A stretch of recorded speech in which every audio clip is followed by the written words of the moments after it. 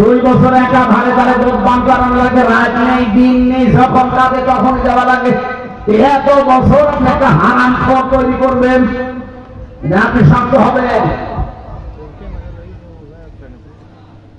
বিশ্বনবী জানিয়েছেন, আদলের ব্যাখ্যায় আমি তাফসীরে ইবনে কাসিরে এত কথা পড়েছিলাম।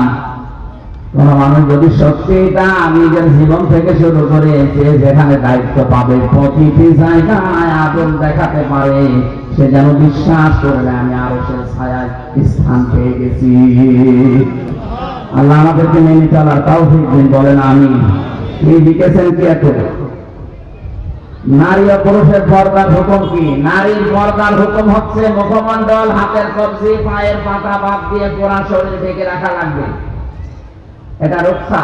আর আজিমাত হচ্ছে একেবারে কালো বড় কি সামনে কি যায় জানো, এটা কি নেকাব বলে, ওইটা দিয়ে হাত মোজা পা মোজা দিয়ে যারা একেবারে আজিমাত মেনে চলে তাদের জন্য। যদি আপনি পারেন খাস পর্দা মেনে চলতে ভাবে আলহামদুলিল্লাহ, না পারলে ছাড় দেওয়া আছে, আপনি মুখমণ্ডল, হাতের কবজি, পায়ের পাতা খোলা রাখতে পারবেন। কিন্তু 14 জন পুরুষ মানুষের সামনে, কয়জন?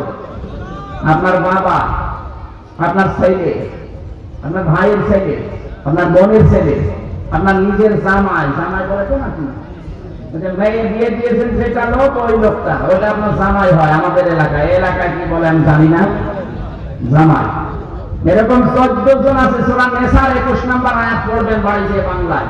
এই 14 জন বাদ দিয়ে বাকি কারোর সামনে যদি পড়েন, অবশ্যই আপনাকে পর্দা মেনটেন করা লাগবে।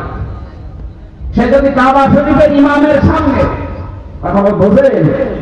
আর পুরুষের পর্দা হচ্ছে নাভি থেকে শুরু করে হাঁটু পর্যন্ত ঢেকে রাখলে ফরজ আদায় হয়ে যাবে। যদিও শরীর খোলা রাখা ঠিক না, যদি কাপড় থাকে, কিন্তু ফরজ আদায় হয়ে যাবে নাভি থেকে হাঁটু পর্যন্ত ঢাকলে।